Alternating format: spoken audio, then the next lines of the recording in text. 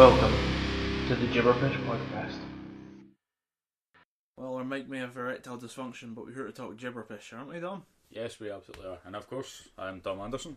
And I'm Colin Graham. And welcome to episode 3 of the Gibberpish podcast. They said we wouldn't make it. They said we wouldn't make it. But we kept trying. We will persevere. For some reason. I don't know. It's summer in Scotland. It's not sunny. We can't go to the beach. Why not record a podcast? Yeah. It's that lovely Scottish summer where you enjoy nothing but the rain hitting you in the face and It's the warm wind rain, taking your though. hat off. It's Yeah. warm rain. It's warm. It's like just below urine warm. It's just tepidly warm. It's like you've boiled the kettle, you've left it for a little while. It's not boiling hot, but it's just a wee bit warm. You've left it for an hour. Yeah. It's basically room temperature, but it's still, you know, it was warm at some point. This was scalding hot at some point. This was enjoyable at some point. But yeah, we have... I think we're going to go for what we hope will be one of our standard podcasts rather than a themed episode like we've done before. Yeah, I think this might become the standard format. Not talking about a specific thing, just talking about stuff that grabbed our attention through internet, news, other media throughout the week. And there's a lot, as per usual. I see the internet as basically a chaos machine that just turns out just enough to keep it interesting. Yeah. Like Hulk Hogan being a racist. Yes, there's always some story about a wrestler getting in trouble, but this week it's Hulk Hogan being racist. Nobody died, at least. That's a pretty good story. Yeah, Nobody wrestling related died. Yeah. So that's all. Rest in peace. Rest in peace, Randy Savage. I was going for Chris Benoit. Ah, right. I was going old school. I was going Macho Man Randy Savage. Yeah, it's a very sad one. But have you seen the whole Chris Benoit thing? That's a mess and a half. I have not seen anything. Google it. You're going to come back next week with a post Chris Benoit Googling session and just give us an impression of what you thought, other than the fuck was that? You'll tell if I've read it or not. I'll just come and go, dude, what, that actually happened? Yeah. That happened to a grown man. That's not a fun thing. We're going to move from that and we're going to go on to talk about something that has sparked a lot of debate online. Oh, we're going for this first? Yeah, we're getting the big one out of the way first. That's what she said. Nailed it. Never to me, though. Never to me.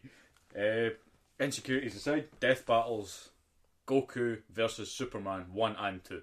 I think we can cover just the general idea of Goku versus Superman. Yeah. The video was actually really well done. The models that they used for Goku and Superman was pretty good. It's the idea behind this fight that we want to get into. Well, the video itself is almost a masterpiece. Yeah. The fact that somebody came up with this and said, I'm going to actually draw Superman and Goku punching their way through mountains. Kudos to the animators and the people behind it. Although, even when Goku is fighting Superman, the fight still ends up in the fucking Badlands. Exactly. Even Superman could have easily punched him up into the stratosphere and just made Goku fight in Earth, but no, it's Dragon Ball Z fight. They end up in some form of wasteland. I'm surprised there wasn't a dinosaur just walking past them.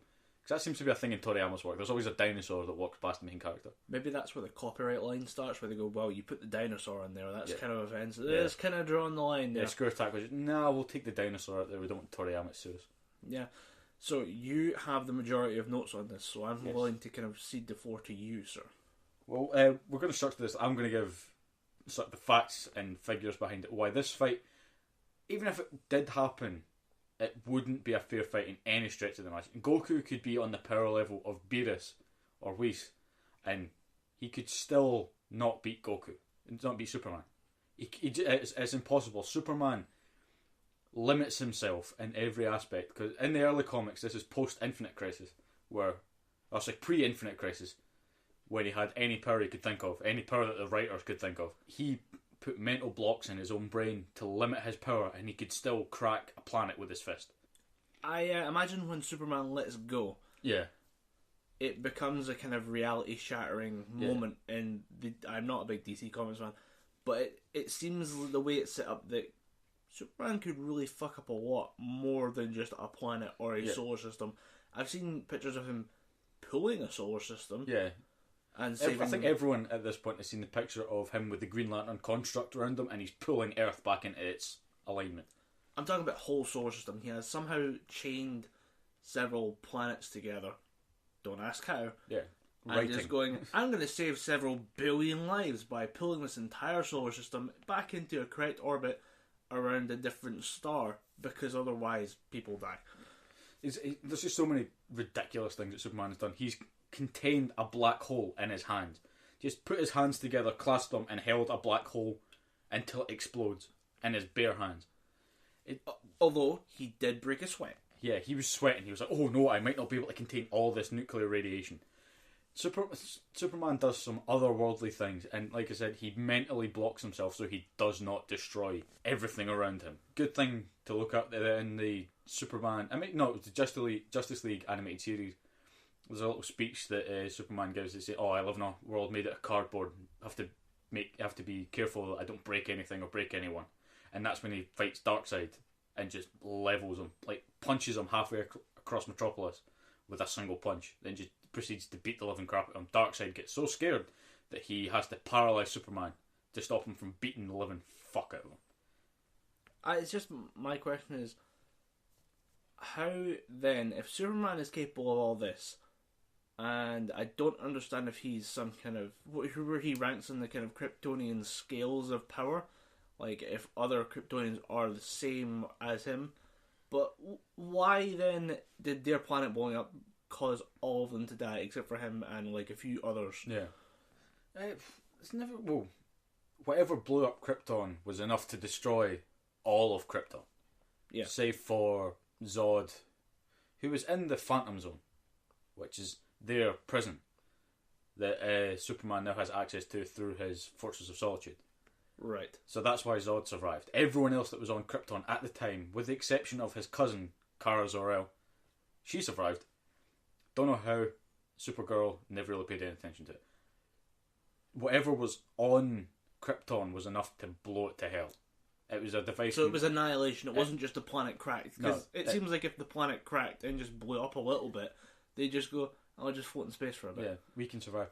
But it was a proper annihilation. Yeah, That's why there's no more Kryptonians. Complete extinction level event for all Kryptonians, and they sent away 2 pods, one containing Superman, one much later containing Supergirl. Apparently, I'm not 100% accurate on the and it just Superman happened to be origin her story. cousin, or Yeah. had to be his cousin. Yeah, just happened to be Superman's cousin. I'm not saying that family has connections, but I'm pretty sure someone should look into their bank account. Kryptonian IRS. Yeah, someone's paying somebody on Krypton. There was a part of Krypton that was saved by Brainiac. There was a city called Kandor, which Brainiac's a bit of a weird character, sort of early Superman, because he likes to shrink down entire cities and put them in bottles. Oh, I think I've heard of this. It's like a tiny little city contained within like one glass or one little sand glass type thing. It's the bottle city of Kandor, and I think in that Supergirl might have been in there. I'm not 100% sure.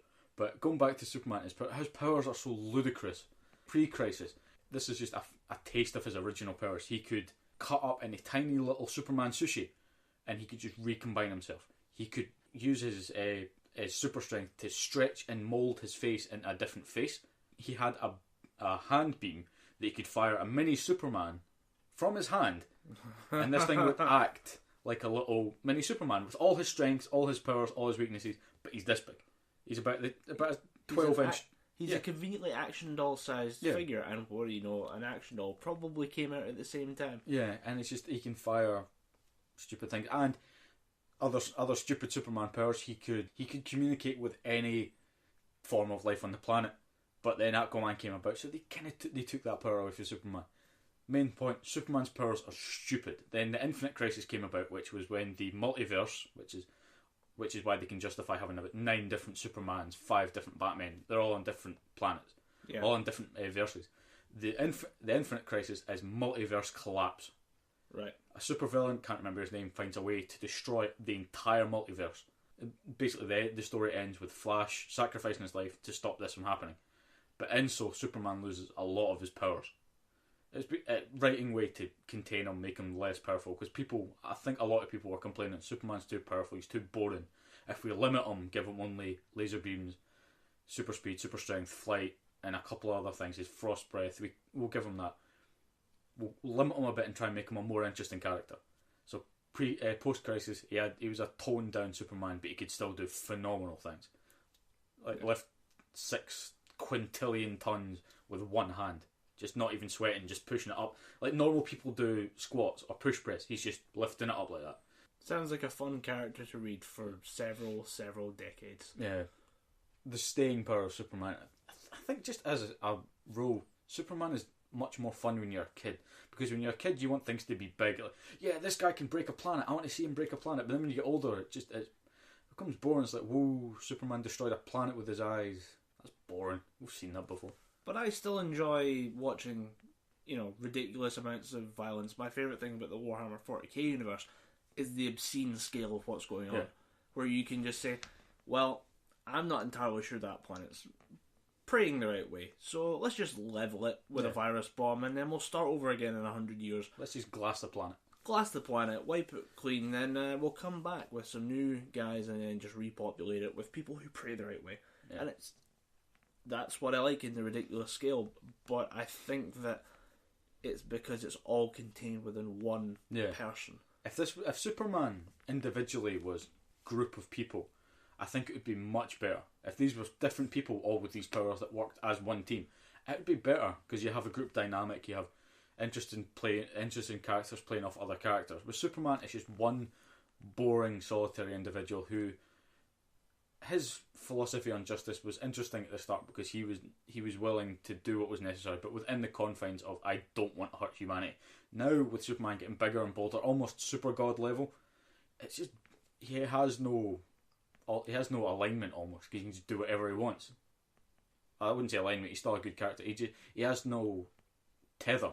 He just go, I'm gonna go and do this. I'm gonna destroy a planet. But Superman, we need you on Earth. But yeah, this planet is in trouble. I'm gonna go and save them. You guys have got Earth.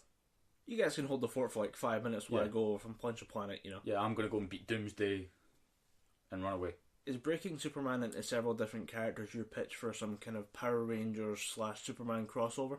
It's two things I don't want more of. I don't want more Power Rangers. I definitely don't want more Superman. I don't know if you can get more of Power Rangers. There's about 30 fucking seasons of that show. I was surprised. That shit is still going. Yeah. I happened to be looking for stuff on Netflix and came across several iterations of the Power Rangers, all of which I hope didn't exist, but they do. I think as a child of the 90s, it was their first series.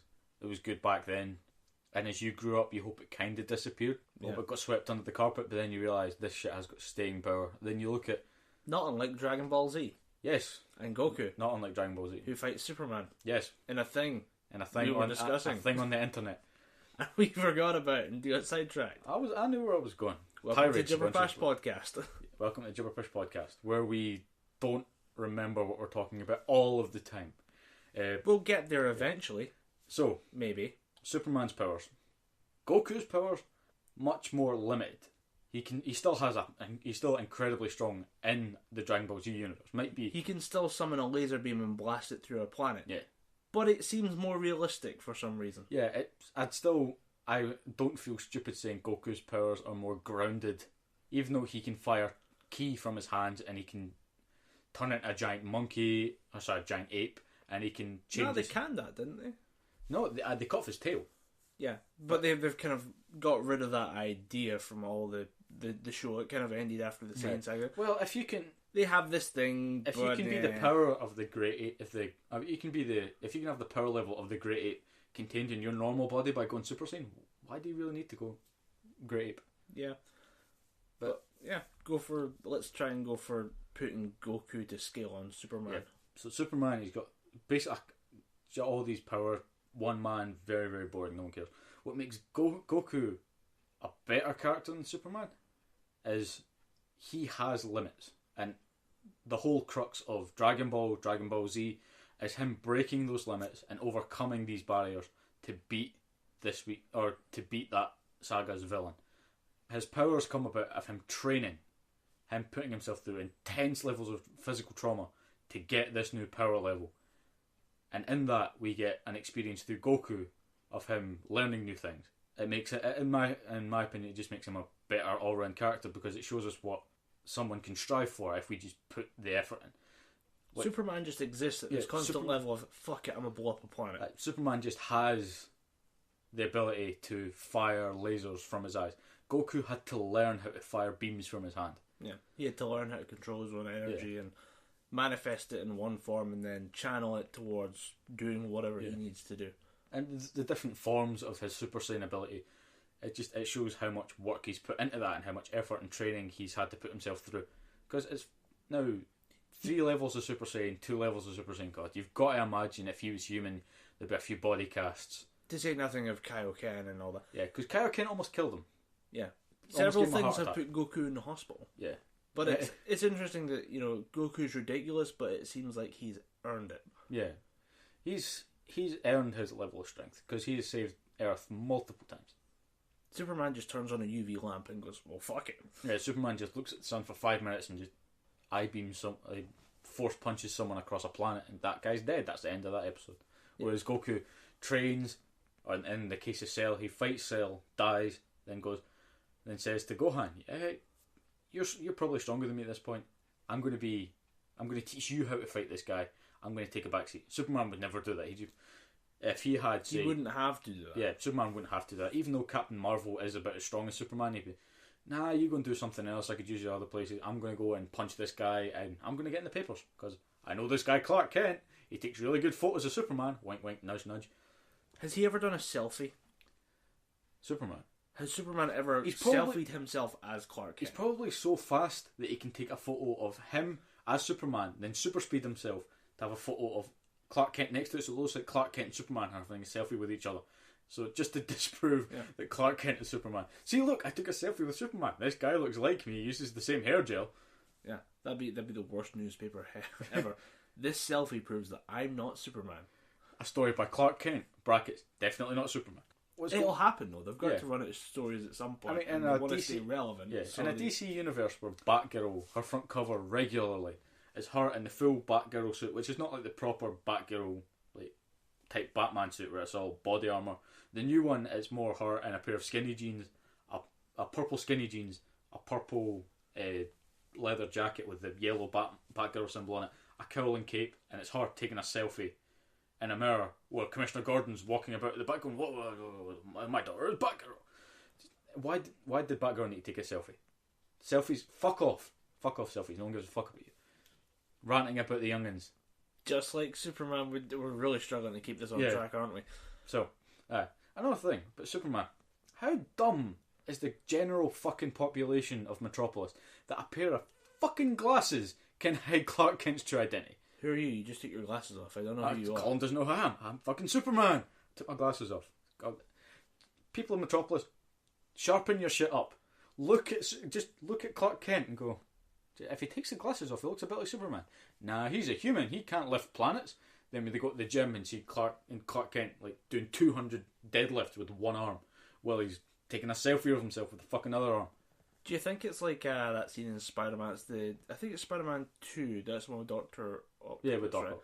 Where he is launched onto a train and saved the train, but his mask falls off, and then everybody goes, well, it's kind of obvious who you are, kid. Yeah. But maybe we didn't see it. Yeah. Maybe that's happened. That was the line in the film. Yeah, we didn't see nothing, but there was that thing. Oh my god, he's just a kid. Yeah. Do you think a guy in his 40s is going to be swinging from rooftops? He's going to be, I've got bills to pay. I'm not going to be fucking Spider-Man. Superhero gigs are a young man's or superpowered man's game. Yeah. When you're a superpowered man, age is pretty irrelevant. Yeah. Does Spider-Man age? I don't remember. He does, but it's much slower. And then it's writing plot devices into stories where superheroes age slower than other characters because they have peak level genetics. In Spider-Man's case. So, At about comic book 138, they go, we've been writing this and we seem to have covered him getting married, having a baby, getting divorced and remarried, and then now the baby is now 7, but Peter Parker looks the same. Maybe include something about spider genes not aging very well or something like that. His spider genes are slowing down his age. Yeah. Because then you've got the Saiyan genes. They're at the end of Dragon Ball Z, Goku and Vegeta are in their almost 60s, maybe? I think it's supposed to be about that age. Dragon Ball Z, Dragon Ball GT, they're meant to be in their 50s, 60s, and they still look like they did. What was that second one? It doesn't exist. What was Dragon Ball GT? Yeah, in Z they were said to be 40s. Older men. Yeah. And yet still in physical prime. Yeah. Much to the discomfort of Bulma. Yeah, because she's getting older and Vegeta's staying the same age. Yeah. I imagine it's got to be a bit of... You imagine a midlife crisis for a Saiyan's got to be a pretty damaging thing. Most people go out and buy a boat or a bike. You imagine Vegeta just goes out and levels a few planets. Yeah. That'd be pretty fun to watch, actually. But the driving from planet to planet in a capture corp Ferrari, just blowing planets up. Show them who's the boss. Yeah. Not insecure at all, being a bit shorter than everyone else. Totally fine with all this. But yeah, it was the whole thing about the Goku Superman fight is it does ultimately seem pointless. Yeah. And it's something that's highlighted very well in both the Screw Attack videos for this death battle. Is that... Oh, is that what we were talking about? I just wanted to rant about Superman being a stupidly powerful character that no one pays attention to. Can we just drop the facade and say we hate Superman? I don't think it's a facade at this point. I think both of us, and most of the people that I talk to, don't like Superman. I wouldn't say I hate him. He was an interesting character at one point, and he can be used in interesting ways. As a character, he just is almost too perfect. I can't remember who the name of the Marvel character is that ends World War Hulk. But at one point, there's a character who appears and just knocks the shit out of the Hulk. It takes a couple pages. It's not an instant like, haha, snap your neck thing. Yeah. He shows up after several pages of internal debate about whether or not he should go outside because he's agoraphobic. Afraid of all the germs that are outside. Doesn't want to go outside, come in contact with people. And it takes personal pleas from presidents, mayors, other superheroes to say, can you please come out and end this whole Hulk thing? Because he's just turned the New York, one of the stadiums in New York, into a coliseum and is making Iron Man beat the shit out of Black Panther with an iron bar for his own amusement just because he can. So yeah, that's when they introduced World Breaker Hulk, who could just ping the planet with his pinky and it would crack in the middle. He did get pretty pissed off. Yeah. But this is the thing. Superman has no limits. Yeah. And has nothing restraining him. And has nothing holding him back self-imposed in the slightest. limits. He has to force himself to go, I can't do that today because I might level the planet. It's best personified in the TV show Smallville, where Clark Kent makes himself believe that he can't fly. Because if he can fly, that makes the limits endless for what he can do. He wants to stay attached to his humanity. And in doing so, he puts the mental blocks in his brain so he can't fly. He can still do everything else, run, lasers, all the other stuff, but he makes himself believe that he cannot fly. But doesn't that kind of screw with one of the main things that we as a species aspire to is flight? Yeah. Because we walked around as little ape-like creatures, looked up, saw birds and went, damn it, I wish I could do that. Yeah. I think as a species, everybody wishes for wings. And then why would you fail if you can just attain that? That seems very inhuman, but yeah. Strange character, must be hard to write. A lot of Superman's stuff is trying to maintain his humanity. Yeah, and that's something they cover as well. This is basically a walking god who wants to exist alongside humans without any kind of conflict or any kind of problem. But it's just a case of, why would you bother though? I mean, if you can do all this. It must be a horrible character to write, and I'm sure there's somebody out there at some level of the DC management is saying, can we just get rid of him? It's too breaking to our system, to other systems. He almost writes everyone else off the page. You know, he could just show up and just kill Joker. Why do you need Batman, Wonder Woman, Flash, Green Lantern, Shazam? Just any superhero that's a member of the Justice League of America. Why do you need them when you have Superman? He can just show up, be Superman, and win. Yeah, although... And spoilers, he does that to Goku twice. Yeah, twice in a row. A lot of people... in Goku vs. Superman 2, the whole point of this is Goku has got a new level of Super Saiyan God, the Super Saiyan God, Super Saiyan, and people are saying, oh, he's got Super Saiyan God, Super Saiyan, put him up against Superman, I bet he wins this time. But in doing, Superman stayed at his normal level, Goku went up a level, and it still was not enough to beat Superman. I think they said that Superman they pointed out that Superman can now basically turn himself into an atom bomb. Yeah, he has I can't remember the specific name of the ability. It's a something flare. He just absorbs the sun and fires it out through his skin pores and goes, oh, where'd the galaxy go? He vents his entire body of solar radiation. But in doing so, he could easily destroy the Earth. Yeah. But obviously, he vents all the radiation from his body. He loses all his powers for 24 hours. He has to just stand in the sun. I think it was a week. Or was it 24? That's 24 hours. That's barely when you have almost time is almost meaningless for you. I imagine that's a pretty risky 24 hours for Earth. Yeah. Post-nuclear blast, and then suddenly Superman's disappeared. Suddenly Superman is taking a long vacation in the heart of the sun to try and absorb as much solar radiation as he can. Yeah. So that comes about as he uses his solar flare, vents his body, then he crashes back to Earth. Batman finds him and says, "Yeah, you found a new attack, but in doing so, it might kill you." So that's the only, apart from kryptonite, overusing the solar flare might be the only thing that can kill Superman. Because it takes a horrendous toll on his body. Yeah. I do remember seeing the in the Screw Attack video, they post up a shot of a panel saying, "My whole body feels like a bruise." And you just vented a sun, it should feel worse than a bruise. But yeah, we agree with the Screw Attack video, but it kind of justifies our long-held suspicion about Superman as a character and how it reflects on other characters that are more interesting, more likable than anything really that you can find in Superman. Some people find great hope and really enjoy the character. We're not going to shit on those people. Have fun with it, but we just find it dull and boring. Yeah, really. Personally, someone who can do everything physically possible, who can beat the toughest enemy just by believing in himself, is completely and utterly boring to me. Show me Batman and he's going up against the Joker. Show me that Batman has to step back and think about, right, I need to go into this building, I need to disarm 3 bombs before the Joker sees me and blows all these people sky high.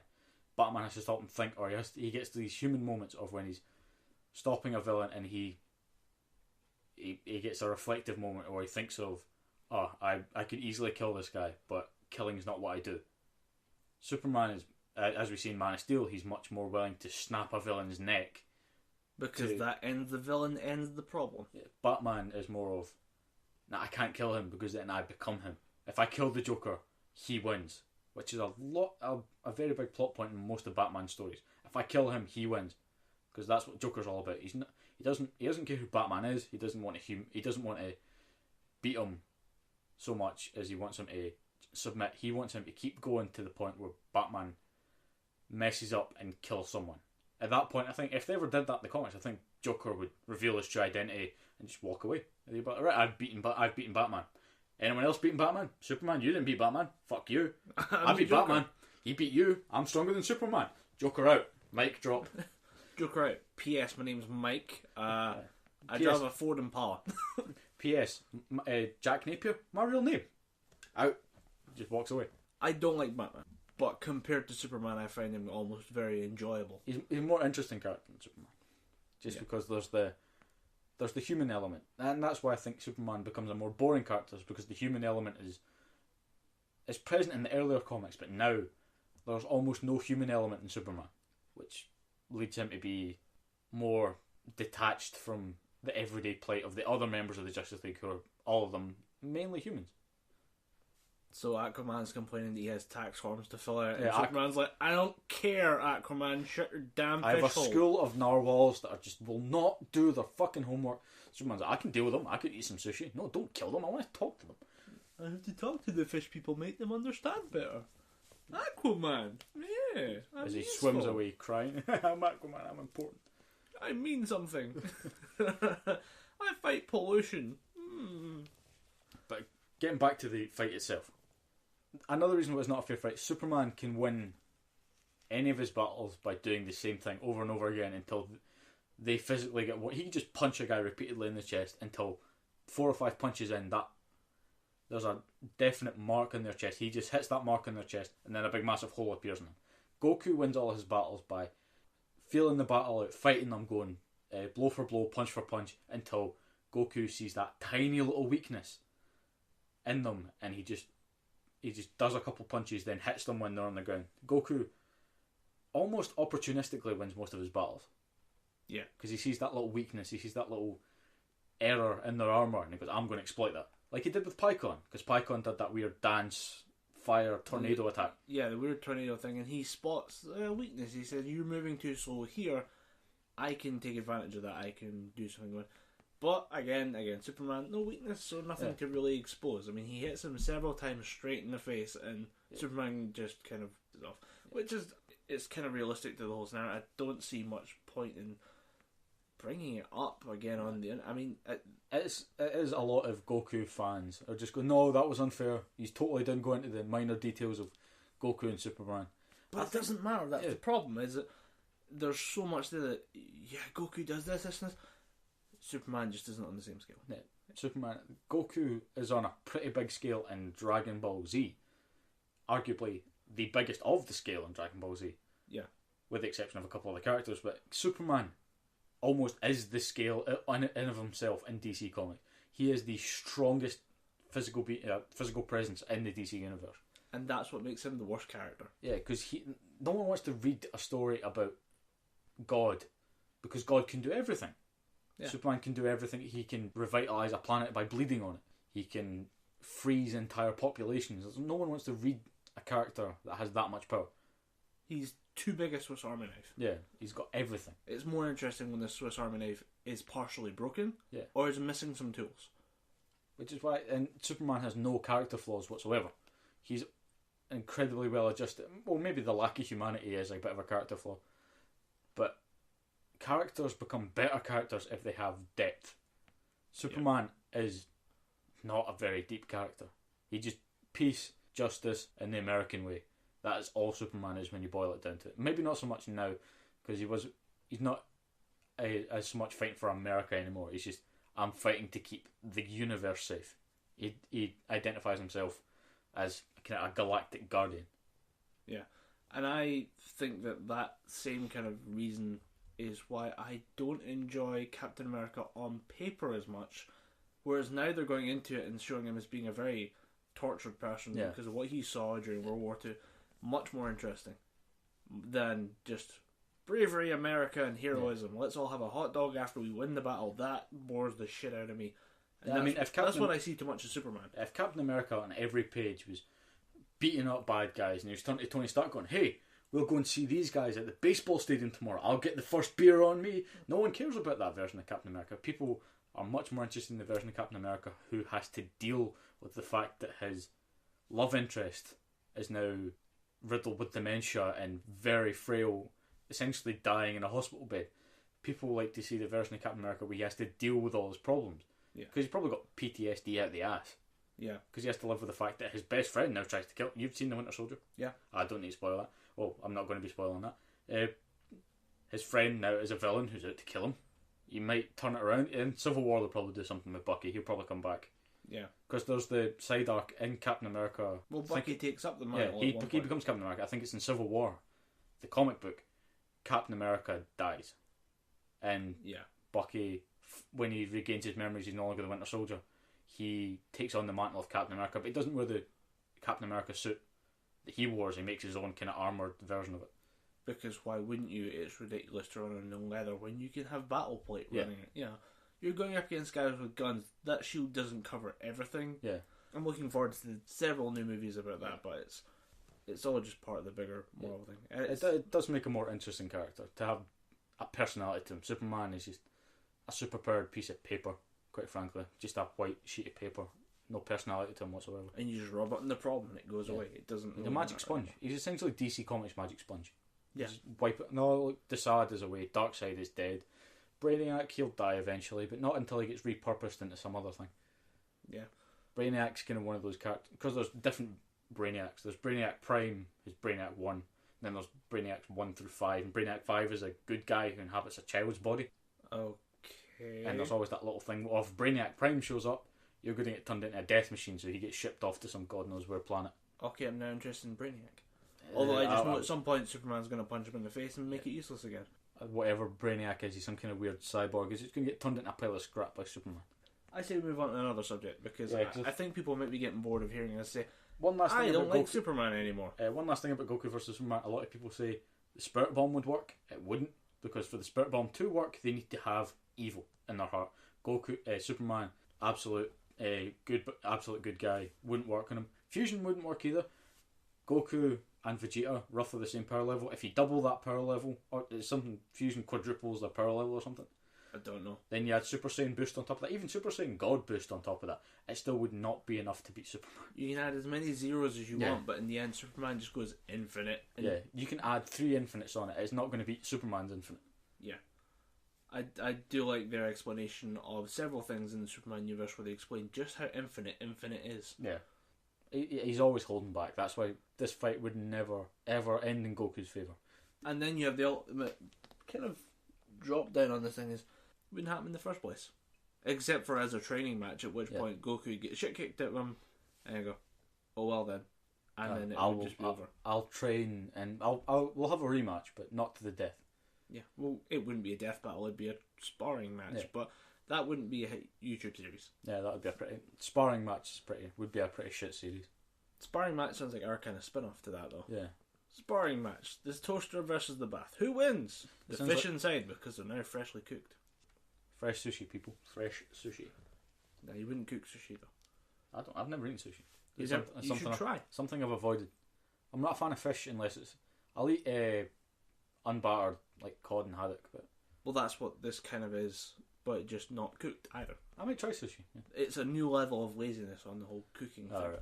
Because the less... I mean, although it does require a lot of preparation time just to be absolutely certain of putting it out there. Nothing's going to give you salmonella. It's a skill and a half to prepare fish that way, and it's rather enjoyable. Yeah, because I'm not a fan of cooking. I have my steaks blue, which is just 20 seconds each side. It's absolutely outstanding. I just can't be bothered cooking it. I could have a well done steak, but it's not going to taste as good as a blue steak. A blue steak takes 40 seconds. I go as raw as possible. Yeah, blue's essentially a cow running through a hot kitchen, and you've carved off a piece of that cow.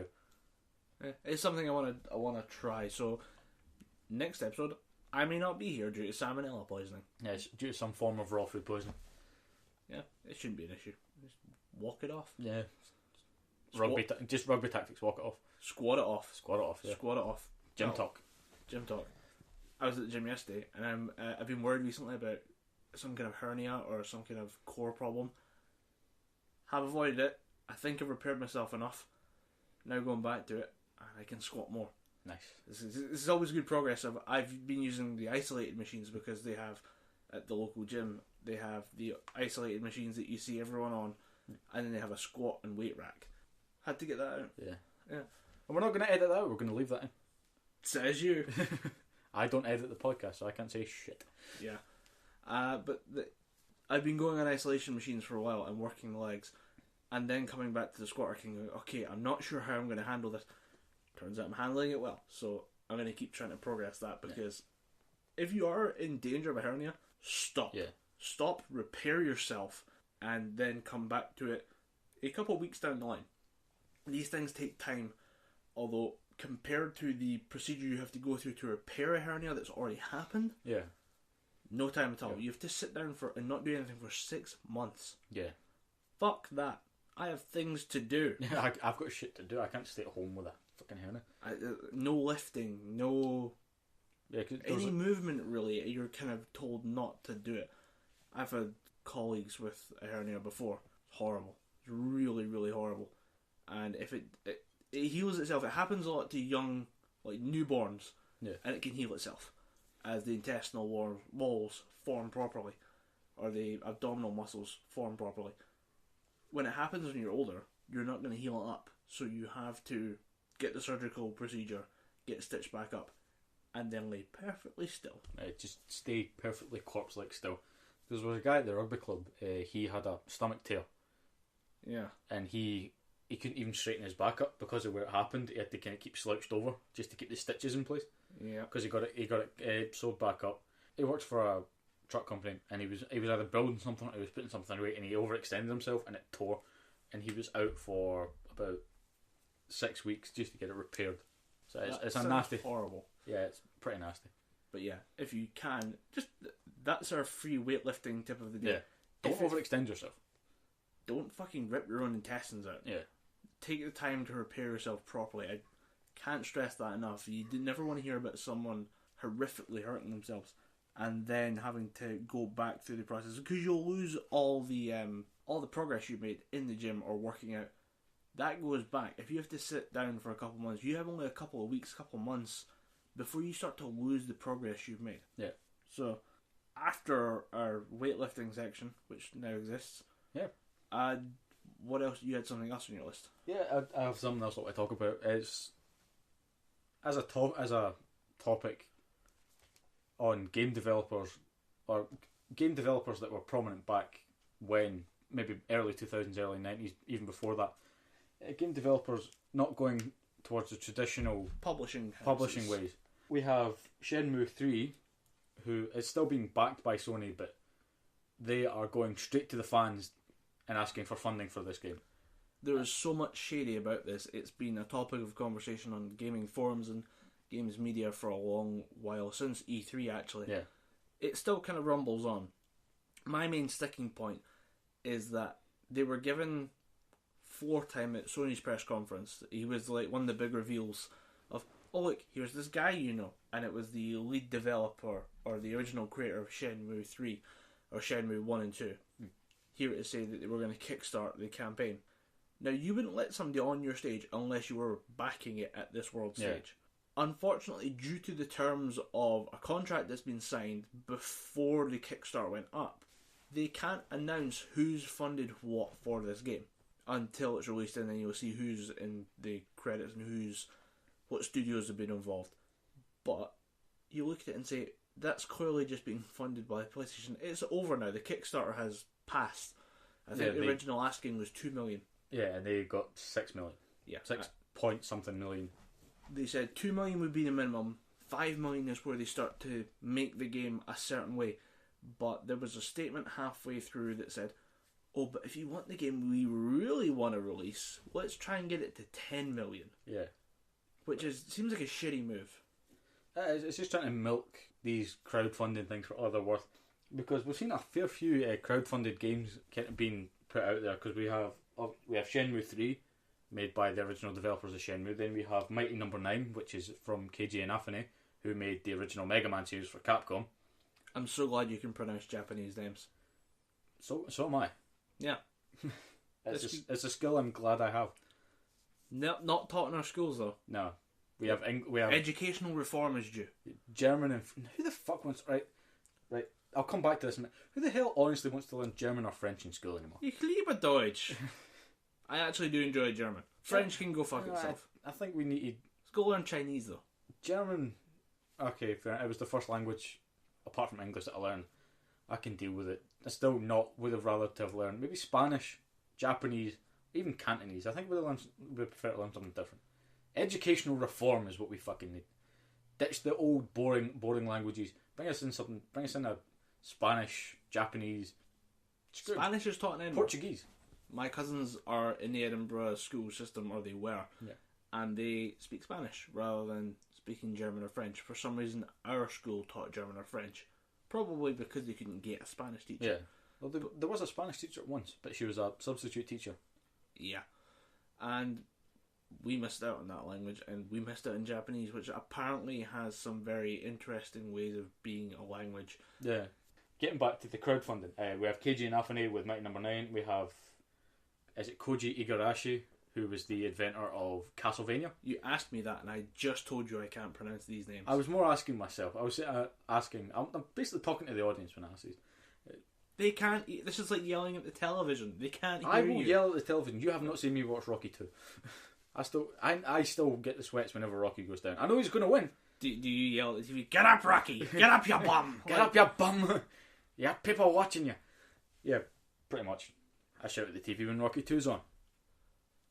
Come at me, bro. I doubt I'm the only one who does that. But Koji Igarashi, who invented the original, or developed the original Castlevania games for the NES, Game Boy Advance, a whole load of Castlevania games. I think he dropped out before Lords of Shadow 1 and 2 though. Yeah, as far as I'm aware, that was a reboot that didn't involve him. Yeah. Although he gave it the approval, the go-ahead or something. He wasn't offended when they remade the game. Not bad games, but they got a very poor rap. I enjoy them. That's not a good game. Absolutely stellar cast. With Robert Carlyle, Patrick Stewart. With his game, Koji Igarashi with Bloodstained. There's a subtitle there, but I can't remember. Spiritual successor to Castlevania. Then we have Yuka and Lele, which is from Banjo-Kazooie's team, yeah. It's the not the outcast. It's the people who were ousted from Rare, who were absolutely outstanding development company who made a lot of good games for the Nintendo 64, like Donkey Kong Country, Killer Instinct, Perfect Dark. A lot of really good games who are now being pushed to the side for Microsoft's new version of Rare, which is not doing anywhere near as well as Rare used to. But yeah, we have all these games coming out on through crowdfunding, and it makes me kind of think, why are developers bypassing the traditional media or the traditional ways of getting funded and just going straight to the fans? Something I kind of want to get your opinion on. I wonder if it's to do with a lack of risk on the games industry, because they don't want to make anything that's not going to sell for millions the way Call of Duty does, the way World of Warcraft rakes in millions every month, every year, whatever. They want the next big title. They need it because the development cost is so high. Although you can make a low budget game and have it sell really well. See Minecraft, for example. Look at Steam's 2D library. There's a lot of games for maybe... Something I did recently. I'm now on Steam. Yeah, 3 or 4... Thumbs up for me. Get on Steam. Next step for me, Steam-wise, is getting a Steam machine. Throw out my old PC and just get a Steam machine. Basically a console with all your Steam games on it. So a Steam Access console? Yeah. That sounds interesting. How big is the hard drive on that? It's got to be terabytes. Because I've got to imagine a lot of people have a lot of Steam games. Steam summer sales is just, as I call it, the wallet fucker. Because Steam summer sales, just give us just input your bank details and let us access whatever game you want. I know people who are proud to have only spent £200 in that thing on sale items. I spend 20 quid on sale items and I think I'm never going to play half of these fucking games. No, I know people who will empty, they give me, shut up and take my money. Yeah. Doesn't even cover it when it comes to Steam sales. My older brother, Gordon, has to hide his wallet whenever Steam sales comes out because he doesn't trust himself. Do not tell him that you can link a PayPal account to a Steam account. Yeah, I think Gordon might be living in a cardboard box because he will wire money to Steam through everyone's accounts in the house. Yeah. But yeah, you go on Steam summer sales, you get every single Grand Theft Auto game up to Grand Theft Auto 4. 5 might be included in this bundle now. All the Grand Theft Auto games for £3. Why the fuck not? You're getting 12 games for £3. Why not buy that? I don't think in that deal, because with the game budgets, they still need to sell Grand Theft Auto at a certain amount to try and make money. But some studios go big or go home. Yeah. Some studios develop smaller games and sell them really well. We have occasional flashes in the pan, like Minecraft, Braid, various different games that have come up through the indie scene. Yeah. Sold really well. Like Five Nights at Freddy's. Probably a flash in the pan. That's only a year old. We're already at 4 games. Yeah. Because that immensely popular series. That guy is the game engine lockdown. Normally you say people, they've developed 4 games in the course of a couple of years, therefore not good games. I think this guy just uses the same game engine and just, it's like map pack expansions that he does to produce new games, and they are full length games as far as I'm aware. Pretty lengthy games, 'cause 6 to 8 hours for a couple quid, not a bad deal. A lot of skill involved in those games. A lot of this animatronic is going to come out from this corner. I need to hide back here and hit it with my flashlight at the exact moment so it doesn't come out and kill me and I have to go back to the first hour. Because the whole point of these games is in 1, 2 and 3 you play a security guard in a haunted pizzeria, and the animatronics come to life at night and try and stuff you in an animatronic suit because that's just what they do. I haven't read into the minutiae of the story, but apparently there is quite a bit of backstory. There's a hell of a lot of backstory that I would do no justice given my brief broken explanation to. So their whole point is they want to stuff you into a animatronic suit and make you one of them, and the whole point of that game is you have to use your security and make sure and survive the night and make it to 6 a.m. where you leave your work, the morning guy comes in and the whole cycle continues. Yeah. But with 4, I think they're going with a different approach. I think 4 you're a child. Yeah, 4 you're a child. Yeah, 4 you're a child and you're running around the home, and for some reason the monsters are back in your house. Yeah. Looking more demonic from what I've seen. They've got a lot more sharpened claws and teeth. I think it might be like a prequel thing where because I've seen him, you check under the bed, you go in the cupboard proper, I'm a scared kid, where are the monsters hiding type things. For some reason, the door's open as well. That's not a thing that happened in my home. Parents don't leave the door open. Yeah. Maybe that's something some parents do so they can hear the child crying if something happens. I don't know why the door's something. left I open. think something people do with their younger children, because if they have a baby and if they don't have the little walkie-talkie baby monitor things, Yeah. I think they do. Oh, keep the door a bit open so if he starts crying in the middle of the night, I can go and make sure he's fine. Yeah. But I think. But yeah, it's not something. I think it's the idea is that the terror comes home, and the release date of that was changed. It was going to be Halloween. It was then cut back to mid-August, and then it was out. No, it's out now. It was out a couple of days ago. Scott Cawthorne, I think his name might be. I think he wants more people to play these games, because I think as he's writing the story, he's getting excited by it. It's like, oh, I really want these people to play that. I really want that. I want to see that, because there's a huge following on YouTube. A lot of YouTube gamers with likes of Markiplier, PewDiePie, fucking hate PewDiePie, and a lot of other YouTube gamers are playing the holy fuck out of these games. Yeah. Just because it garners a big audience, and even it's quite funny to watch. It's the suspense and then the release type thing, and it's very popular on YouTube because it gets a lot of very active engagement, and it's literally just screaming.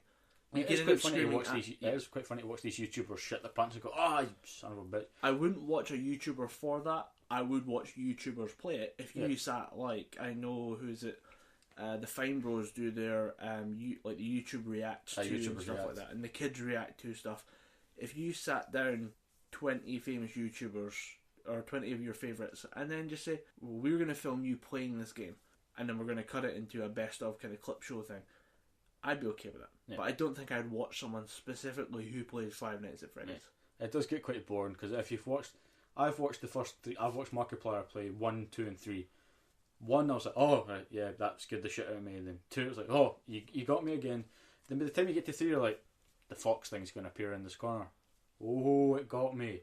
The novelty does wear off. At this point, I think I'm watching it just to see what happens in the story, because I get invested in stories quite easily.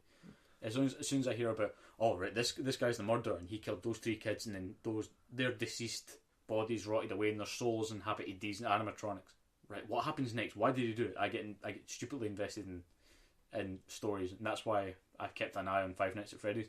I don't really care about the gameplay. The gameplay looks quite basic.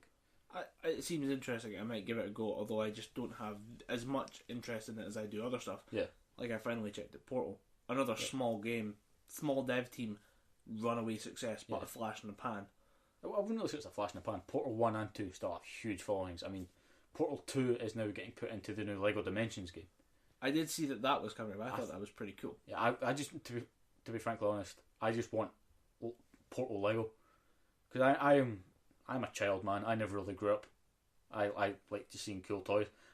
I will at some point probably buy a Batmobile and say it's for my niece, but I will sit and build a LEGO Batmobile in my house. So you want physical LEGO that is Portal? Yeah, I want Portal LEGO. Because it's going to help if they can make it. But you can't throw the tiny toys through the portal and make it appear on the other side. What's the point? Imagination.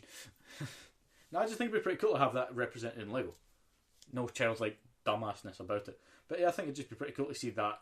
Oh, in like LEGO when you form. See somebody who creates Gondor in LEGO form, Yeah, like that's pretty cool. Well done. It's like, kid, you're going to go far if you can make me shit out of LEGO. Well done. You made Helm's Deep out of LEGO. Yeah. How are your grades doing, kid? Yeah, you made the entire Jurassic Park in LEGO. Well done. But I bet you're doing shit at school. Or they're doing really well, and this is what they do at the side. Or they're just they're preternaturally incredibly smart, and they can build complex machinery like this. They just see the universe as being Lego, and this was normal to them. They didn't realise they were playing with Lego. Yeah, they thought they were playing with what makes us. Wow, you made Lego. You made the Lego Jurassic Park. I made what? I made Jurassic Park. What's Lego? Out of Lego. What's Lego? Yeah, it's I like Portal. It was okay. It was overhyped to shit, but what isn't these days? Yeah, most games, if games are good, they garner a huge following really quickly, and they get just pasted everywhere. People will big up anything, which is why I think Call of Duty is overhyped to the point that I will never play it. A lot of people hype up these games, say it's the best thing since sliced bread. I don't see much of that as I do just hate for that game. I see more love for that game. With the earlier series, before maybe Black Ops 2. I think with Call of Duty, for me, it's a lot of people are more content with it, and content people don't speak up much because they're content. They don't want it. They don't really want anything to change. New developments happen, but every time something changes in that series, rabble, rabble, rabble. It's fun to watch from the outside, but it's one of those series that has such a huge production value. It needs 1 billion sales. Yeah, it needs to justify what went into its development. It needs a big push. So maybe the games developers are trying to step away from that, go to smaller scale stuff, try and rein in production costs, and therefore they can crowdfund.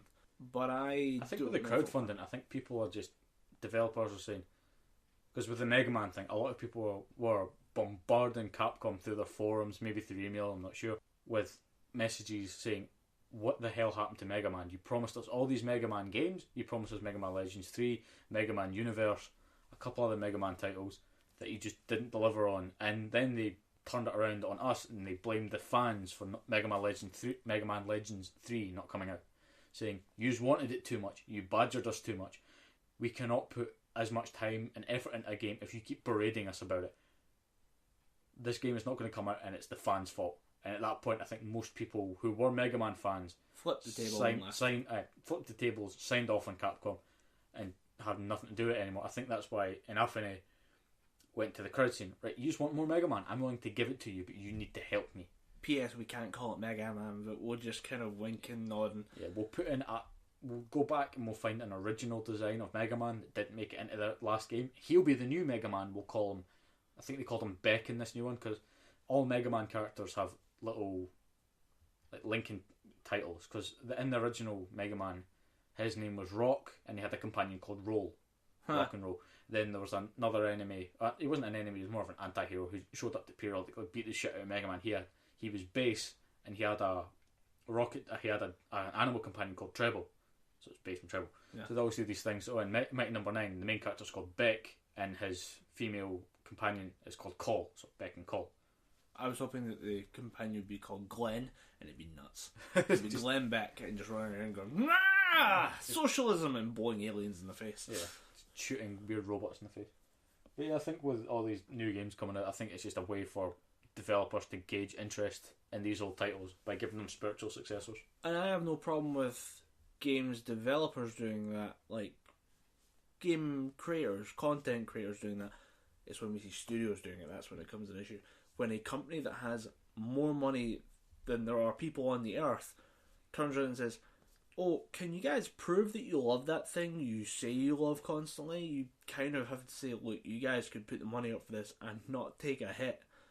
No issue. Yeah, please stop doing this. If the game doesn't sell that well, you're not going to take that big a bump. And they're taking the value out of Kickstarter. This is going to make... I mean, there's enough mud being thrown at Sony for this. Some of it will fall back onto Kickstarter, which is a shame. I like Kickstarter as a service. I've Kickstarted a few things myself, and mostly it's tabletop stuff, but I don't see any issue with Kickstarter being what it is. It's just that now the big boys are coming to play and they're going to abuse it. Yeah. I mean, when Kickstarter was first being pushed for games like Boss Monster, and I think Cards Against Humanity might have been Kickstarter. I can't remember. I know expansions and spin-offs have been done. Yeah, Super Fight was Kickstarter. I think Cards Against Humanity was a digital game that you could then pay as much as you want for it on its own website. Oh. You would print off the cards. A physical copy might have been kickstarted. Yeah, I think the digital copy, because a lot of people that I know don't buy they get on at me for buying the expansions and the physical copy. I want a bigger, blacker box with a bigger, blacker cock inside. I have the biggest, blackest box, and I cut it open to get the shiny foil card out of it. You have to cut it open? Yeah, if you split it, if you open the box up, then you flip the lid over, and there's a little plastic cover on the top. If you kind of feel about, you can see the outline of a card, so you have to cut the box open and take the biggest, blackest dick card out, and it's all in shiny foil. It's like a silver. That's a nice little touch.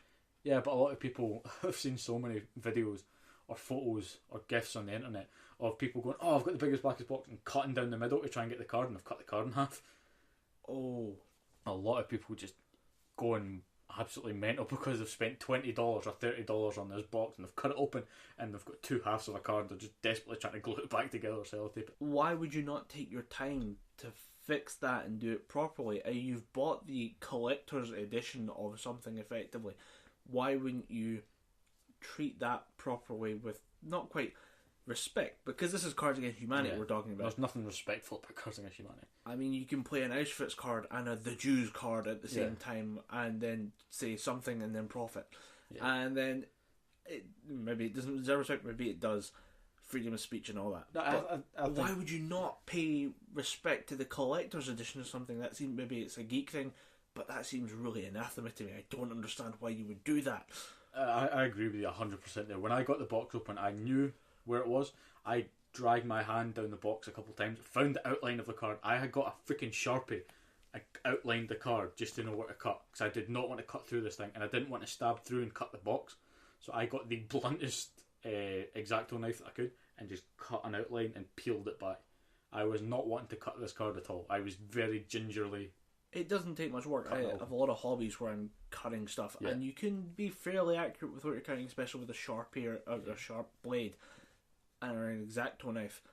And it wouldn't take much, but cutting down middle, Jesus Christ. I think it's just a lot of people going, I'm going to cut this open. Oh crap, there's that card that I spent $30 on, just cut in half because I was too hasty. I imagine it's like a kid at Christmas type thing, where you just like, I'm going to rip all the wrapping off, and you just rip the present in half. Yeah. Oh, it's like when I've done this once in my life, you get a card and you think, oh right, I know what's in this because my granny gave me. Grannies tend to give you just money. So I ripped open the envelope, but I ripped the card at the same time, and there's two 20 quid notes on the inside, so I ripped the two 20 quid notes and snap. And I took, I was like, oh crap. And my granny came through and she's like, oh right, so you can buy whatever you want. And she went, what's wrong? I ripped it. And she went, oh, it's fine, we'll get it sorted. And she said, I'll take it back together. But to this day, if I ever get a card, I shake it a couple of times, then I open it just to take the money out so I don't rip it again. I think that's when I learned the lesson of don't rush things. Or the learning lesson of opening an envelope properly. Yeah. But then when you're a child, you don't pay attention to these things. Like, fucking presents. Oh shit, there was a gift card on top of that I just tore in half. Well, I still have this cool present. But I have the toy now. I have the toy. I don't need the instructions. Then you're 20 seconds later, like, why this no work? Dad, Transformers' face doesn't work. Dad, you're trying to attach it to his anus, son. Dad, that Lego Transformer that you bought me doesn't work. That's because his head doesn't go up his ass, it goes on his shoulders. Alright, that's why Optimus looks weird. Those aren't hands at all, they're feet. I'm a smart kid now.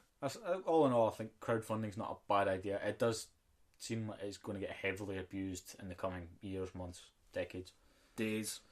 It's already happening. I suppose we can probably just just say that this is not going to end well, and it's a shame because I quite like the idea of Kickstarter. There are others out there. Yeah, there's going to be a lot of projects getting shunned on Kickstarter because people are going to become so downtrodden with it. Say, oh, remember that thing that happened? Yeah, I put 20 quid in this thing and nothing ever happened. Fuck Kickstarter. I'm never going to put money down on that again. Yeah, it seems like a system where a lot can go wrong, but it's a good system in theory. Yeah, and it can work if used right. And if the big game companies could please just fuck off and leave it alone, that'd be great. Yeah, leave it to the small publishers. Leave it to the indie companies that it was designed to help support and expose to the world. You can I go on Kickstarter to find new stuff that I might not have found otherwise. The person in someone's basement needs the exposure for their company. They should get that exposure. It shouldn't be hogged by, PlayStation. Sony wanting more sales on this game that they were going to put out anyway, but they want to get our money to do it. Yeah. Sony really don't need our money at this point. Yeah. Because they're going to make a bomb in sales out of Final Fantasy VII HD Remake. They don't need our money. Yeah, they'd already announced that. I think Shenmue was the last thing. Yeah, they kept that for last. That was their mic drop, which is strange. You'd think Final Fantasy would be the mic drop, but oh well. Yep. A lot of people that I know suck the balls of Final Fantasy VII until they're dry. I am not in that group of people. I don't find the series interesting at all. I'm a huge fan of RPGs. I don't really know if you play RPGs. I think you're more of a... I play Western RPGs, not so much JRPGs. Yeah, RPGs as a whole, it's just a good thing. But I've never been a fan of Final Fantasy. It's just something that a lot of people that I know that play Final Fantasy, they played it when they were younger. When I was younger, it was games like Croc and Jurassic Park and Crash Bandicoot. Yeah, you got to throw it back to Crash Bandicoot. But then again, I got a PlayStation 1 when I was in high school. So everyone's like, oh, I've got a PlayStation 2, I'm playing Crash Bandicoot Wrath of Cortex. I'm playing Crash Bandicoot 1 on my PlayStation 1. It's a strange thing that so much hype has been generated over a nostalgia title coming back for... I don't care about it, but I've never been a fan of Final Fantasy. I think what it is, people complain about modern games just being rehashes or remakes or reimaginings of old games anyway, so when an old game gets brought back in a new style, people lose their shit over it, saying, "Oh, we're finally getting this." But then I think in a couple, when it comes out, people are going to play it and say, "Oh, it's exactly the way I remember it, just with new graphics." I'm not so sure that I want it anymore. I think we're going to get what we want, then that thing's the thing that we wanted is not going to be what we want anymore. Something will click and you'll say, "Nah, maybe it wasn't that good." Or they could, or like with the Zone of the Enders HD collection, or no, not Zone of the Enders HD collection, the Silent Hill HD collection. People can buy it, be excited to play it, then realise that that's not the best version of that game anymore. So they'll go back and play the old one anyway. It's interesting to see what happens when this comes out. I think this will probably do okay. I just wonder how it's going to make a lot in sales because people are going to. I know people that have pre-ordered 2 different copies of it.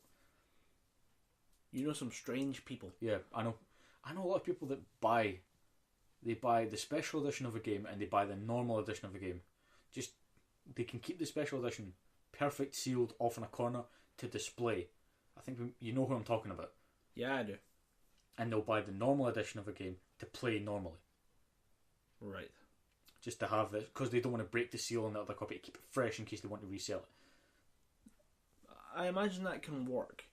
If you're willing to be that kind of eBay mogul that's got... Yeah. I have a limited number of copies of Skyrim's Game of the Year edition. I have the Dragon edition of Skyrim Day 1. Who wants it for £7,000? If you're going to buy a game, play the game. Don't buy 2 copies of the game just to keep one to look at. It's an interesting phenomenon that people would collect something so valuable just for the resale value. Yeah. I'm more of a, if I have something, I'll use it. If I buy a collector's edition of a game, I'm going to take my time with it. I'm going to open it up and make sure I don't break anything. Very decadent and hedonistic of us, but yeah, we do just enjoy the thing. Yeah. I mean, going back to what we spoke about before with amiibos, a lot of people, I know someone that bought 6 of them just to have them up on their wall. No, use it. You get in-game bonus items if you use Samus and put it in on Smash Bros. You can use that as a little extra character on Smash Bros. Why not use it? I think on Smash Bros. It actually summons that character to show up. You can hit them and then run away again. It summons them as a fighting character, and you can train that character. Right. I don't really know what they were used for, but they can be used in other games. Because if you take Samus and go into Yoshi's Woolly World, you can tap that to the Wii tablet, and Yoshi gets a Samus skin. And if you go to Mario Kart and you tap Samus to the Wii tablet again, you for your Mii Racer, you get a Samus outfit. It's not like a arm cannon, full on armor suit. It's just you get overalls that look like Samus's armor, and you get a helmet that looks like Samus's helmet. Right. They do have other applications, but just buying these things just to have up on the wall. If you're going to spend £15 each on an amiibo, use them. Just use them. Justify your purchase. Yeah. Maybe that justifies the purchase for them, though. Yeah. True. I now have this ornament. It'd be strange to have it in the packet, but I now have this ornament that sits there, and it's a reminder of that thing I like, and it justifies the price for them. Yeah, ours is not to judge, just to comment. Yeah, and to comment and maybe get a bit ranty about it. Get a little bit ranty and totally not judgmental about it. Yeah. But did you have anything else on your list? Because it's. I suppose we could talk about Jon Snow potentially returning to Game of Thrones. That's all just rumours, and it would involve. I don't suppose anyone who would listen to this would care about a Game of Thrones spoiler. I think we're now at the statute of limitations on the TV show. Yeah. I'm not far enough ahead in the books. I have them all. They're all sitting there. Not in the wrapping, but I have them all. I'll get to reading them at some point. It's something else that I will get on the list of reading things. I might take a break from the Horus Heresy series of the Warhammer world and get into that. But it's there, and I really want to read it. I finished the first book most of the way through the second one. I just need to kind of stop being distracted and get down to reading it. I have a week off, so that might give me some time to read it, but it's also something I plan to consume as much media as possible in this week, which is something I might get onto about next week's episode, which I kind of might end up doing an anime episode because I can get on Crunchyroll. Oh, you got the Crunchyroll stuff now? I have it ready to go. I haven't actually set it up yet, but I might just end up finishing this recording and then going straight up and signing in, get my stuff all sorted, and then just zoning out with some anime for the rest of the week. So sounds like a good plan. Episode 4, the Anime Spectacular, coming soon to an iPod near you. Maybe. Anime special. I may just not bother and do something else, but anime is something I enjoy, so I might go and take a look into it. Find the really weird stuff, the stuff that the English dubs won't touch. Yeah, there's a lot of weird stuff that you'll find on Crunchyroll. Yeah, kind of looking forward to it. I've got a couple that I want to check out just because they're at that level of... Just because they have a really weird name.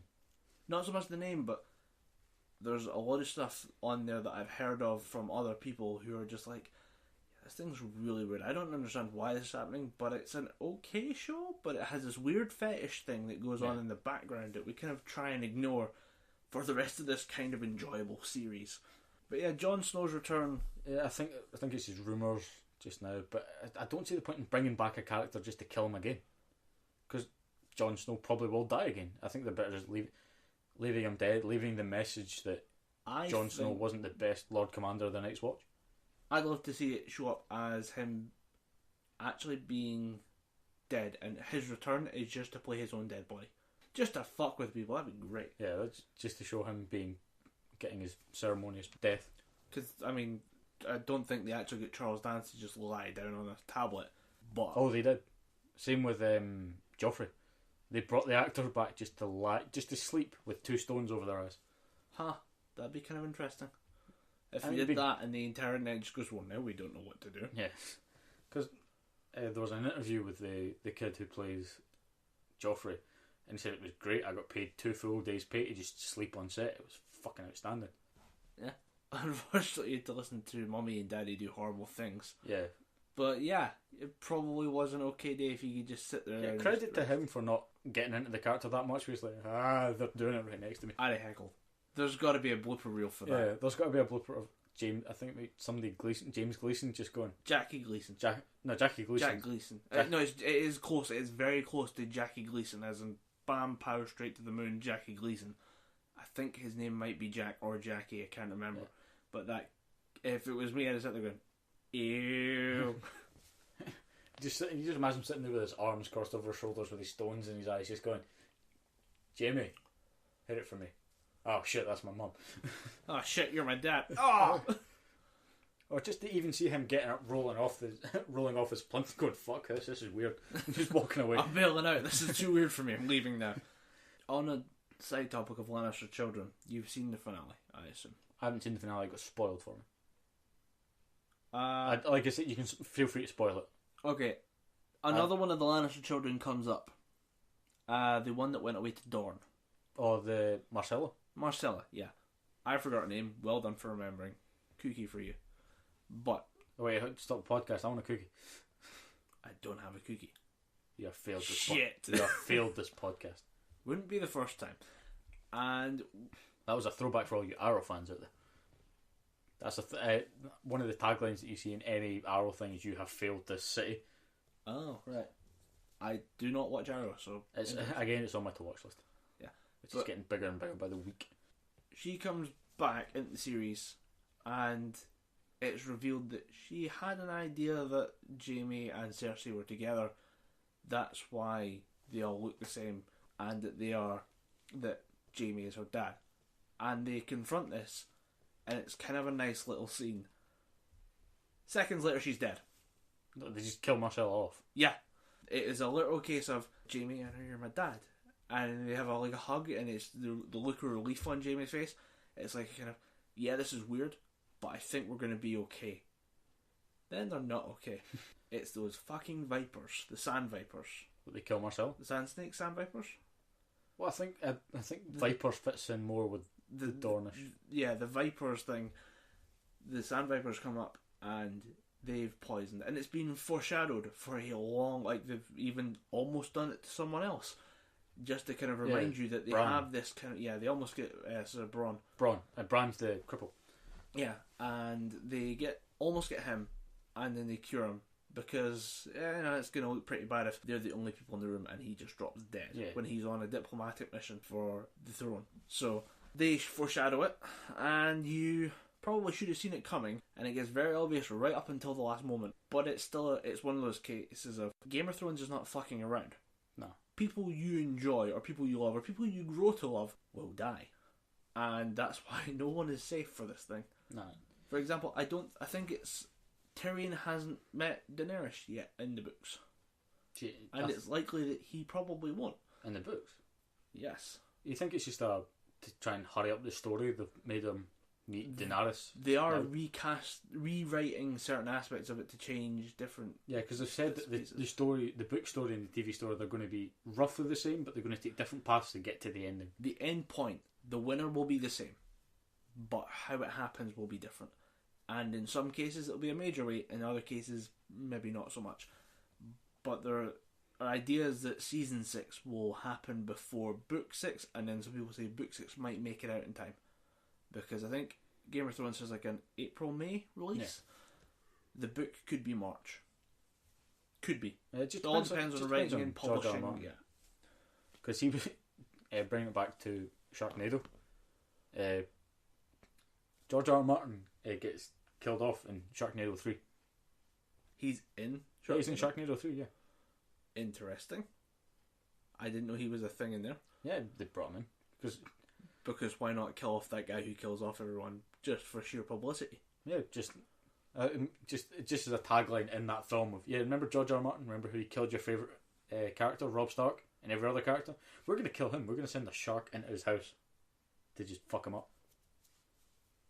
That seems like a very good kind of meta joke that everyone on the internet will kind of either enjoy or hate as being so stupid. Yeah.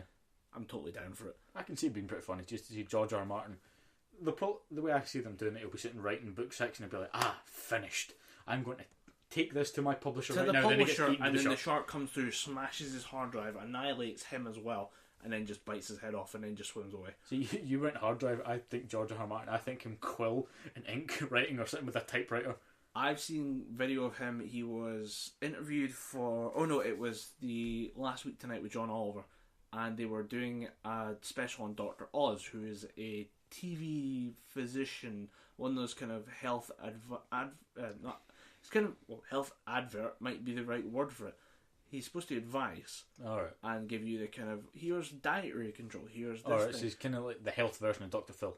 Yeah, he switched over to, here's the miracle berry, here's what's going to make you lose weight, here's the metabolism boosting wonder pill and stuff like that. And he became one of those kind of shills who just throw out, here's the latest thing that I saw in some entertainment magazine. And they went after him and they said, you don't have to produce this content, you can just pander to the audience. We're going to pander to the audience right now. Here's a puppy. John Oliver gets a puppy.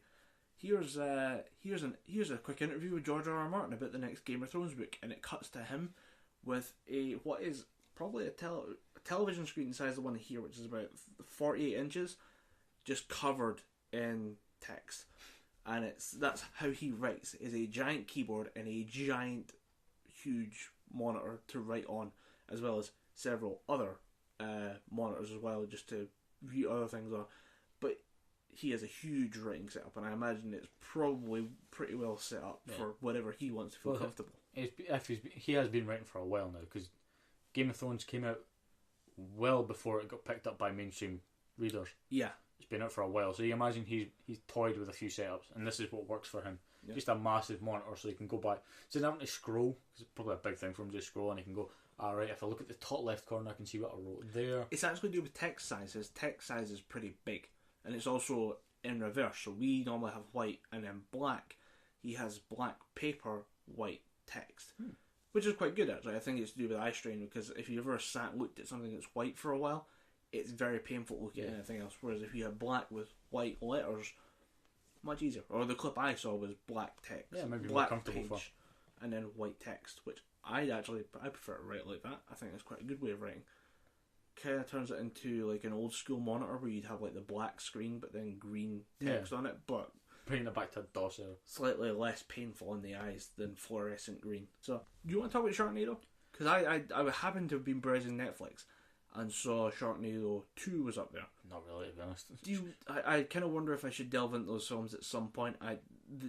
We described them as Z-list. Yeah, if you want to switch off, if you want to switch your intelligence off for about 2 hours, 2.5 hours, however long these films run for, just watch Sharknado, just to see what a over-the-top, stupid film can be like. Yeah. And the weird thing is, I've seen the bad side of these movies, because I mean, we say bad, but I'm talking horrible to watch, horrible to experience films.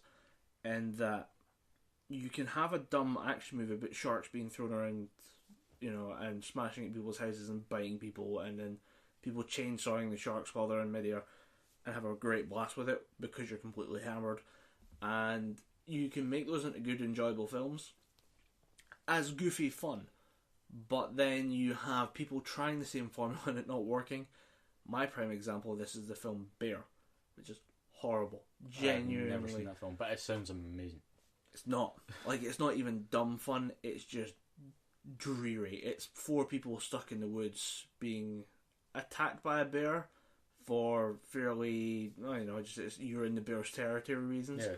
No, almost, it takes too long for people to die. Normally these films have a body count in an entertaining way. Like, if you're having sharks thrown at you, a hammerhead is going to just smash into you and you literally get hammerheaded in the head. Or you have, a great white fly by and just snap someone's head in half or something like that. That's fine. That's what makes those films entertaining. It's dumb, gory fun. This is trying to be deadly serious about the idea of the bear being a metaphor for some kind of... It's the manifestation of an old god type figure, or that knows your deepest secrets and that you're angry about stuff that you can't externalize, you can't express. So it has arrived to fuck with your shit physically and force you to the conflict to get rid of it. So they think having an argument in a minivan while a bear walks around the minivan will solve all these things. And it turns out the argument they want to talk about is 2 people are having an affair off at the side. And that sounds to me like the kind of film where someone had a good idea about a bear being territorial and just killing people that has wandered into its territory. It's just going to kill these people. Then an executive producer or maybe an assistant director came over and said, how about we do this? How about we make him an angry, vengeful god who's out to kill these people for being unfaithful or sinful? And I don't know what the problem with this film was. There was something horribly wrong with this because the cover looks amazing. It's a huge... when you see something, you just know it's huge. Yeah. This thing looks like the kind of bear that you'd expect to see actually killing someone. Not like a little bear. And then they cut to the actual bear in the show, or in the movie, and it's tiny compared to this minivan. It's able to walk on the minivan without doing any real kind of damage at one point. I was hoping for the bear in the cover to show up. This massive hulk of a bear. I expected the bear to show up and pick up the minivan and then throw it against a tree because fuck you, I'm a giant bear. Did not happen. Total waste of time, and I want my 90 minutes back. It's one of those horrible films that just... I don't know if I should delve into it. It's made me very worried about that kind of Z-list monster franchises. Because I think with Z-list monsters, they seem to be obsessed with sharks. A lot of shark-based thing. Because there's Megalodon versus Zombie Shark, there's Zombie Shark, Ghost Shark, Sharktopus. Sharktopus versus Whale Wolf. Whale Wolf. Whale Wolf. Whale Wolf. Yes. Have you seen a picture of a Whale Wolf? I have seen the trailer for it and then found the artwork that kind of got it going. Whale Wolf looks like they've taken a cartoon wolf. It's all skinny and almost Wile E. Coyote. Yeah, it looks very skinny and spindly, and they've put fins on its legs, back, and I think there's a few fins on its tail for no reason. And its face just looks like they've stuck a whale mask onto a dog. It looks very horrible, and of course it's hairless. It's all smooth skin like a whale. It's weird, slimy. It looks like somebody was very going poor for CG. an alien kind of vibe, and then was like, alien's a bit difficult. Yeah. I'll make it a whale. Yeah, screw it, let's make it a whale. But Casper Van Dien's there. Rico can't lead us wrong, can he? He probably can. Rico, he probably really can. But I'm looking forward to it. I'll probably sit down and watch give it it. a miss. I want to see... Just because I don't want to see Rico be anybody else but Rico. To me, that's the only film I've seen him in. I want to keep it that way. He was good in Starship Troopers. I don't want to see any other sort of bad acting from him. I just want to go into it and watch a train wreck unfold for the whole 3 films. Because I think this is the 3rd one. Sharktopus. Sharktopus versus Whale Wolf. I think it might be... It's definitely a sequel. It's not a new IP. There have been a few of these Sharktopus movies. Because the Sharktopus initial trailer was kind of funny. Yeah, I think it was because they had that kind of Hawaiian surfer. There was Sharktopus on. There was a solo Sharktopus movie. Then I think there may have been Sharktopus versus another thing. Then it was Sharktopus versus Werewolf. I think it was the second one where. Is it Sharktopus versus Terracuda? Terracuda or Megalodon? No, because Megalodon goes up against like just bigger versions of like mega squids and giant octopuses and stuff. I think it might be Terracuda or... I think it's Terracuda because they keep trying to hybridize animals and say that this is the ultimate threat now, and then, well, what are we going to do? And then just... So I remember there was a trailer for a Sharktopus film where Conan O'Brien, the American talk show host, is just sitting on a beach talking to his agent, sitting in... he's in a full weird looking bathing suit, or he's in some kind of weird fancy suit, and he's just sitting sipping a drink. And he turns to his agent and just goes, I don't want to answer that right now. And then he answers his phone and he goes, I don't need to take this shit. I'm Conan O'Brien, god damn it. Then the Sharktopus comes out of the water, slices his head off, then recedes back into the water, and there's some horrible, very poorly animated blood lying on the ground, and you can tell they've just put a mask over Conan O'Brien's face to make it look like he's had his head chopped off. It looks very poor. It must be a deliberate train wreck watch, and I think it might involve the consumption of quite a lot of alcohol. I think they're just going for the so bad it's good thing. Because that's what made Sharknado 1 watchable, because it was so shit it was good. Yeah. And a lot of these do sell themselves on the tagline of, we did it again, this time worse / better. And you don't know which one you're going to end up with. I mean, the subtitle for Sharknado 2 is the second one. Just because people will often... I think the third one might be Here We Go Again. Yeah. I'm pretty sure it is Sharknado 3, Here We Go Again. Because I've actually met one of the actors from Sharknado 2. Really? Yeah. He voiced Wesker in Resident Evil 5 and 6. Oh, right. I remember you saying something about this off mic. But and he was doing a signing somewhere, and he had all these different posters kicking about, so I picked up the Wesker one. If you paid £2, you got 2 pictures, and you signed both of them. So I took a Wesker one and another Resident Evil one. And he was signing the Wesker one. He said, "You sure you want to take a Sharknado 2 one?" And I kind of looked at him and said, "Why were you in Sharknado 2? I felt a bit of a dick saying to this guy who's been in all these different video games as a voice actor, going, "Why the hell were you in Sharknado 2? Then he went, "I thought it'd be." He just came out, "I know it looks stupid," but yeah, it was a fun time. I get killed off 20 minutes into the movie. I said, "I bet you're glad about that." I said, "Yeah, after watching the rest of the film, I'm pretty glad I died quickly." Even actors that are in the fucking movie don't like being in the fucking movie. If you were given the chance, would you not at least kind of go for it for a laugh? Yeah. It might be one of those. The only way Sharknado could get better is if they brought Steven Seagal in. And he just karate chops the sharks. Yeah. He's riding a shark. He's tamed one shark and he's just karate chopping other shark. Yeah. Throwing kimonos on them and domesticating them. Hitting the other sharks with the hammerhead shark. Yeah. While doing just hammer dancing. Randomly and just hammer dancing and then hammer heading sharks in the head with hammerhead sharks. Or if Chuck Norris was in it and he makes 2 sharks eat chains, then makes shark nunchucks. You'd watch the shit out of that. I'd watch the fuck out of that. Yeah.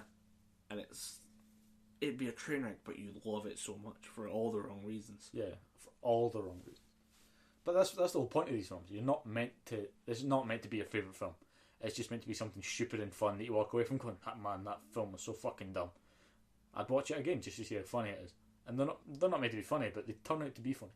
They don't take themselves too seriously. I can watch non-serious films. I can and do, but this might be the breaking point. I think we'll check them out at some point, or I will. Don't know if you'll join me. If Sharknado 3 shows up on Sci-Fi, which I think it is soon, I will probably watch it. It's nice that these things have a network that they can just go to. Sci-Fi does a lot of these weird B movies. Yeah, because it's where I've seen a film called Alien vs Hunter, where at the end of the movie you find out that the hunter, who's meant to be the predator, he looks like a steampunk predator, right? Because he's got the predator type mask and armor, but it's all bronzed, and it's got weird gears and stuff kicking out. At the end, he goes back to his ship, takes off his helmet. It's a guy with a beard and black hair who just kind of sits, he drinks, throws back his coffee, picks up his burger and goes, "Okay, what target have I got next? This guy, he's gonna die." Puts his helmet back on and walks out. You find out that the big alien hunter is just a dude in a suit. I thought this was the end of the film and they tagged that on as a blooper. No, that's how the movie ends. There are so many crap films we now need to watch. Yeah, I think for the next week you need to have one. You need to have your laptop just constant anime and just boot up sci-fi on your TV and just watch sci-fi for the week. It will take you some weird and wonderful places. The anime alone would probably do it. Yeah, you might actually. Colin has no hair; he's bald man. You might actually just grow like full length long hair, become a full weeaboo, and just walk about with a Sharknado t-shirt on.